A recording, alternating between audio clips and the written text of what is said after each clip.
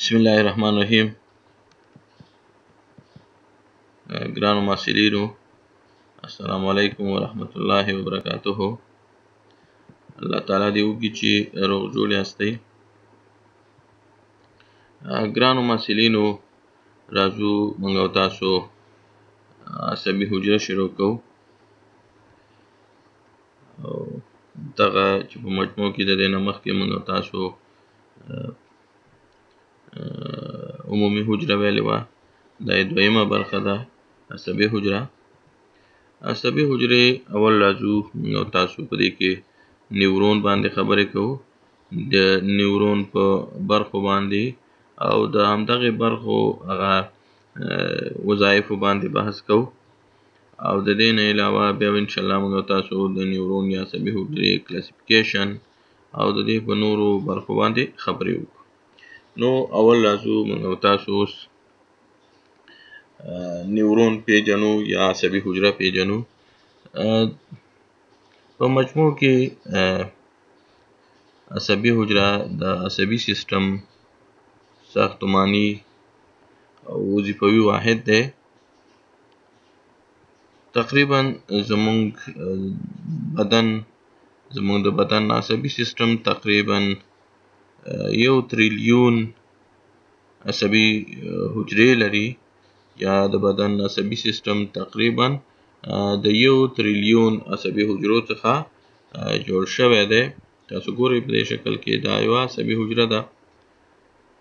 یوه عصبي حجره په مجموع کې د 3 برخو څخه جوړه شوې ده، یعنې پارټس آف نیورون یا د عصبي حجرې برخې چې کوم دي دا 3 دي. یوې سیل باډي ده، دغه برخه دا برخه یې سیل باډي ده. دویمې اکزون ده، اکزون یې دغه برخه ده، اکزون. او دریمه برخه چې کوم ده هغه ډنډرایډز دي، دغه برخه چې کوم دي دا شاخونه دا یې ډنډرایډز. د هرې برخې وظیفه یې څه شی ده؟ اول راځو موږ او تاسو دې ته چې د هرې برخې جدا جدا وظیفه ووایو. په عمومي ډول سره د ډنډرایډ وظیفه دا ده چې دا د محیط څخه پیغام واخلي، د شاوخوا څخه پیغام واخلي او سیل باډي ته یې ورکړي. د سیل باډي وظیفه دا ده چې دا د ډنډرایډ نه پیغام واخلي او اکزون ته یې ورکړي. او د اکزون وظیفه دا ده چې دا د سیل باډي څخه پیغام واخلي او نورو عصبي حجرو ته یې انتقال کړي. نو دا و په لنډ ډول سره د عصبي حجرې پیژندل. ګرانو ډاکټر صاحبانو، عصبي حجره کلاسیفیکیشن ته راځو یا د عصبي حجرې طبقه بندي ته راځو. د عصبي حجرې طبقه بندي چې کوم ده هغه په 3 ډوله باندې ده. یو چې کوم دی هغه اول راځو اکارډینګ ټو هیسټولوجي یا according to پول یا histological classification، د قطبونو له نظره یا هیسټولوژي له نظره طبقه بندي. بل چې کوم دی according to physiology ده، د فیزیالوژي له نظره classification. او همدارنګه دریم ډول چې کوم دی هغه according to size یا د سایز له نظره classification دی. نو انشاءالله هر یوې په تفصیل سره وایو. اول راځو یونیپولر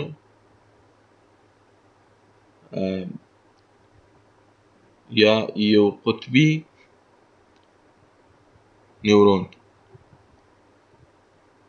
عبارت د هغې نیورون څخه دی چې اکزون او ډنډرایډ چې د یوې برخې څخه منشا اخیستي وي، یعنې ډنډرایډ او اکزون یې د یوې برخې څخه منشا اخیستي وي. دغه یونیپولر ستاسو په بدن کې بیا چې عمومي ډول سره واقع وي هغه ټرایجیمن نرف په برخه کې او همدارنګه میزنسیفالیک نیوکلیس کې لیدل کېږي. دویم ډول چې کوم دی هغه سوډو یونیپولر یا کاذب یو قطبي نیورونونه دي. ګران ډاکټر صاحبانو، په وروستي سلایډ کې انشاءالله بیا د دې هر یو عکس دی ور باندې خبرې کوو صرف دلته په دې سلاید کې ور باندې تیوریټیکل خبرې کوو کاذب یو قطبي عبارت له هغې نیورون څخه دی چې اکسون او ډنډرایت د یوې برخې څخه منشا اخیستې وي خو په دې شرط چې سیل باډي په مرکزي برخه کې موقعیت ولري دې باندې به ان شاء الله په بل سلاید کې بیا خبرې وکړو دغه سوډو یونیپولر چې کوم دی په عمومي برخه کې په عمومي ډول سره دا د سپاینل کارډ په ډارسل روټ په ګانګلیا کې لیدل کیږي دریم ډول چې کوم دی هغه بایپولر نیورون دی یا بایپولر دوه قطبي نیورونونه دي دا بیا عبارت د هغې نیورونونو څخه دي چې اکسون او ډنډرایت د حجروي جسم د دوه جلا جلا برخو څخه منشا اخیستې وي دا نیورونونه بیا په ریټینا کې انټرنل ایر ګانګلیان کې او همدارنګه په میوکس ممبرین کې لیدل کیږي څلورم یا ډي نمبر چې کوم دی هغه نیورون ویداوټ اکسون دی د اکسون څخه بغیر عصبي حجره ده د نیورون څخه بغیر عصبي حجره چې کوم ده عبارت له هغې نیورون څخه دی چې ډنډرایت لري خو اکسون نه لري نو سوال پیدا کیږي چې دلته د اکسون وظیفه به څوک سرته رسوي د اکسون وظیفه بیا په دې ډول نیورونونو کې هغه بیا ډنډرایت سرته رسوي یعنی د یوې عصبي حجرې نه د بلې عصبي حجرې ته چې پیغام انتقالیږي دا د چا په واسطه انتقالیږي دا د ډنډرایت په واسطه البته په دې ډول نیورونونو کې هغه نیورونونه چې اکسون نه لري مالټي پولر نیورونز چې کوم دي یا څو قطبي عصبي حجرې دا بیا عبارت د هغې عصبي حجرو څخه دي چې اکسون او ډنډرایت د حجروي جسم د مختلفو برخو څخه په مختلفو نقطو کې منشا اخیستې وي دغه ډول نیورونونه یا عصبي حجرې چې کوم دي دا بیا د عصبي سیستم په مختلفو برخو کې شتون لري تاسو دلته ګورئ چې دا یو ملټي پولر نیورون دی ګوره دا عصبي حجره ده دا چې کوم دی ډنډرایت دا هم ډنډرایت دا هم ډنډرایت دا هم ډنډرایت دا هم او دا هم او دا چې کوم دی اکسون نو ځکه وایو چې څو برخو څخه یې منشا اخیستې بایپولر نیورون دی بایپولر نیورون موږ تاسو داسې تعریف کړو چې اکسون او ډنډرایت د حجروي جسم د جلا جلا برخو څخه منشا اخیستې وي ګوره اکسون د جلا برخې څخه او ډنډرایت د جلا برخې څخه منشا اخیستې ده بل موږ تاسو ویل چې سوډو یونیپولر نیورون کې بیا داسې وویل چې اکسون او ډنډرایت به د یو حجروي جسم د یوې برخې څخه منشا اخیستې وي البته فرق به یې دا وي د یونیپولر نیورون سره چې حجروي جسم به په مرکز کې واقع وي لکه په دې شکل سره یوه نقطه ده دا مثلا ډنډرایت برخه ده او دا د اکسون برخه ده همدارنګه یونیپولر نیورون ته تاسو وګورئ اوس دغه زموږ ستاسو سره سیل باډي شوه دا زموږ ستاسو سره ډنډرایت او دا چې کوم دی اکسون according to physiology یا د فیزیولوژي له نظره د نیورونونو طبقه بندي چې کوم ده هغه بیا په درې برخو باندې ویشل شوی یو چې کوم دی هغه نیورونونه چې کوم دي هغه موټور یا اپیرنت نیورونونه دي یا ورته افیکټور نیورون هم ویل کیږي افیکټر نیورون یا حرکي نیورونونه یا حرکي عصبي حجرې ورته وایو هغه عصبي حجره ده چې د مرکزي عصبي سیستم څخه پیغام متاثره شوي برخې ته انتقالوي دویم چې کوم دی هغه سنسري یا افیرنت یا ریسپټر نیورون دی او په پښتو کې ورته موږ تاسو حسي نیورون یا عصبي حجره وایو هغه عصبي حجره ده چې د متاثره شوي برخې څخه پیغام مرکزي عصبي سیستم ته انتقالوي لکه مثلا فشار وارد شو د درد احساس شو رڼا شو خوند شو داسې نور مختلف ډول دا چې د محیط نه د دې حسي یا سنسري یا ریسپټر یا افرنٹ نیورونونو په واسطه انتقالېږي. دریم چې کوم دی انټرنانشل یا انټر نیورون دی. انټرنانشل یا انټر نیورونز هغه عصبي حجره ده چې د موټور نیورون یا حرکي نیورون او سنسري نیورونونو یا حسي نیورونونو عصبي حجرو ترمنځ موقعیت لري. کېدای شي چې اکسایټیټري وي تحریکونکي وي او یا کېدای شي چې انهبیټري وي نهي کوونکي وي. دریم ډول کلاسیفیکیشن چې کوم دی هغه کلاسیفیکیشن اکارډینګ ټو سایز دی. د جسامت یا سایز له نظره د نیورونونو طبقه بندي ده. د جسامت یا سایز له نظره د نیورونونو طبقه بندي چې کومه ده دا بیا په دوه ډوله باندې دی. یو ګالجي ټایپ 1 عصبي حجرې یا نیورونونه دي او بل ګالجي ټایپ 2 نیورون دي. ګالجي ټایپ 1 عصبي حجرې هغه عصبي حجرې دي چې اکسون یې ډیر اوږد وي. دا عصبي حجرې د عصبي سیستم په اکثرو برخو کې موقعیت لري. دویم ګالجي ټایپ 2 نیورونونه دي. ګالجي ټایپ 2 عصبي حجرې هغه عصبي حجرې دي چې اکسون یې ډیر لنډ وي او یا بالکل نه وي. دا عصبي حجرې په ریټینا او سریبرل کارټیکس کې موقعیت لري. چېرته موقعیت لري؟ په ریټینا د سترګې په ریټینا برخه کې او په سریبرل کارټیکس برخه کې موقعیت لري. راځو نیورون سټرکچر ته یا د نیورون جوړښت یا د عصبي حجرې جوړښت. د جوړښت له نظره یو عصبي حجره د درې برخو لرونکې ده. یو سوما یا پیریکاریان یا سیل باډي یا حجروي جسم. دویم ډندرایټس. دریم اکسون او بیا دغه برخې د میالین شیټ په واسطه پوښل شوي.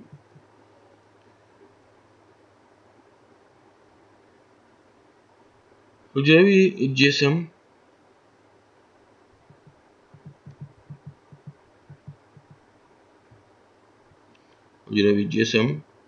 ډندرایټس او اکسون. اول راځو حجروي جسم ته. د عصبي حجرې سیل باډي ټول هغه جوړښتونه لري کوم چې یو عامه حجره لري او د دې جوړښتونو څخه علاوه نور جوړښتونه هم لري. مثلا نسل باډیز. نسل باډیز دا عصبي حجرې په سیل باډي کې شتون لري. د آر ان اے او پولیزوم څخه جوړ شوي دي. دا اجسام د پروټین د تولید دنده په غاړه لري. همدارنګه نیرو فیلامنټ هم لري. رایبوزومز ځینې کتابونه لیکي چې نه لري خو ځینې کتابونه به لیکي چې یو څو رایبوزومز پکې شته. دویم ډندرایټس دي. ټول هغه جوړښتونه چې سیل باډي لري ډندرایټ هم لري. دریمه برخه چې کوم ده هغه اکسون ده. اکسون د سیل باډي هغه برخه چې اکسون ترې منشأ اخلي ده اکسون هلاک په نوم یادیږي. دغه برخه د اکسون هلاک په نوم یادیږي چې اکسون څخه منشأ اخلي. د اکسون اولنۍ 100 مایکرومتره برخه چې کوم ده دا د میالین پوښ نه لري چې د انیشیل سیګمنټ په نوم یادیږي. دغه اولنۍ برخه چې کومه ده دغه تقریبا 100 مایکرومتره چې کومه ده دا د میالین پوښ نه لري چې انیشیل سیګمنټ ورته ویل کیږي. نیرولیما یو بله برخه ده چې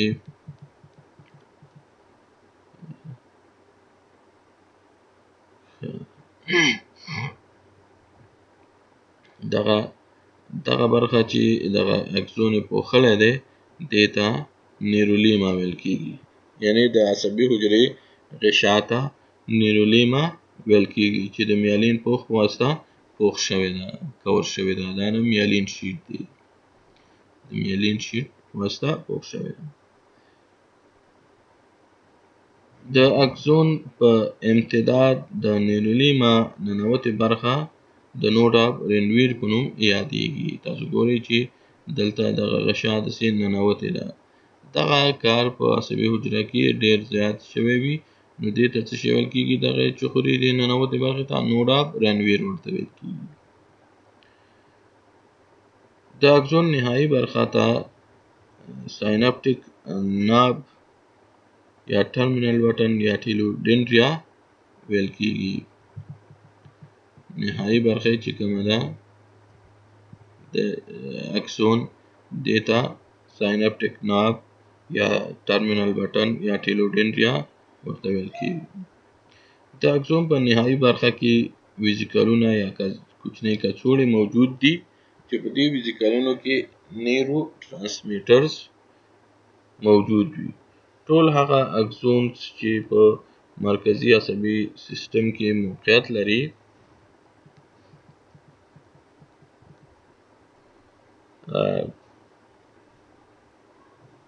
میالین پوښې د ګلیل سیل په واسطه جوړ شوی دی. ټول هغه اکسون چې محیطي عصبي سیستم کې موقعیت لري میالین پوښې د شوان سیل په واسطه جوړ شوی دی. کله چې یو اکسون قطع شي د قطع شوي ځای څخه لرې برخه ډسټل برخه تخریبیږي، مګر هغه برخه چې د حجروي جسم سره نږدې او وصل ده د حجروي جسم څخه ورته په دوامداره توګه ضروري مواد د اکسوپلازمیک فلو په طریقه رسیږي او دوباره ترمیمیږي. یعنی په دغه برخه کې چې کوم دی دغه عمل چې صورت نیسي نو ډسټل برخه تخریبیږي او پراکسیمل برخه چې کوم د حجروي جسم سره په تماس کې ده هغه بیا بیرته ترمیمیږي. خوشحاله اوسئ ګرانو محصلینو. نو انشاءالله باقي درس په بل لیکچر کې درته وړاندې کوم. که کومه پوښتنه وه کومه خبره وه ما سره شریکه کړئ. په مخه مو ښه شه.